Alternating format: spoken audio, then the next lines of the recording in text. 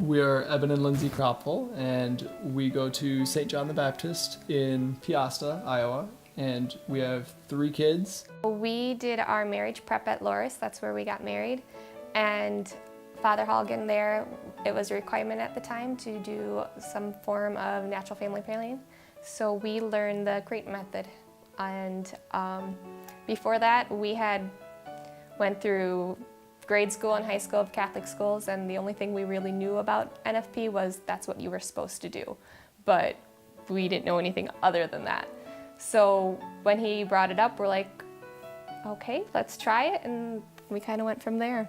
Yeah, it was a really great experience for us that we probably wouldn't have known about or tried otherwise. It was just, we hadn't really thought much about family planning methods, and that being presented to us as a requirement, we kind of decided, yeah, that's probably a really good option for us to do.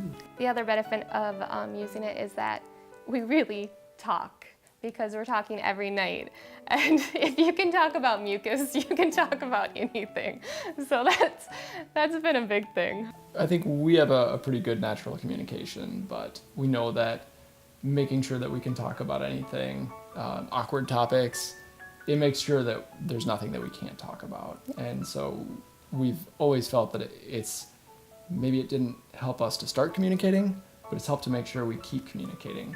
I think the biggest thing that we've learned from natural family planning and bringing us together is that I have this cycle where we have fertile times and infertile times, and so we kind of treat it like a chance to date again. Somebody told us that when we were learning it, that you take those times to date again. So during you're abstaining and you can't be affectionate in the physical way, you learn to do little things like, I don't know, go to movies, or just, I mean, we don't get out of the house that much anymore with the kids, so we just take those times to really show that we love each other in other ways. And then you kind of get that honeymoon phase again. Abstinence is definitely a struggle with NFP. I don't think you'd hear different from anyone, but like we've said, we use that time of abstinence as a time to really just get to know each other again, make sure that we're talking about things and doing things in a non-physical way. And it's great. It makes sure that that's not the only part of our relationship, that it's about so much more than that. Honestly, we went into NFP because it was a requirement, and we thought it was cheap. So we're like, okay, we'll start this out. But looking back on it, it was a gateway to learning more about, hey, the church knows this. This is something that works, it's effective. What else does the church know? And it's kind of made us more interested in what's going on in our faith and how we should really feel about it. Most people just have a really strange perception of natural family planning. They don't understand that it is just as effective as any other method of birth control, but it's much more natural, and it works with people's bodies, not against them. Yeah, especially if you're using one of the scientific-backed methods.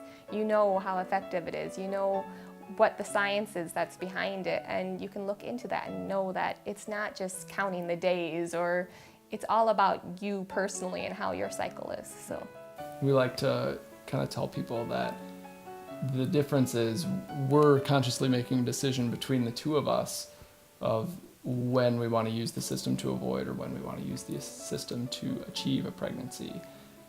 We don't have to stop taking something or go consult a doctor or wait a few months. It's really just between us and God.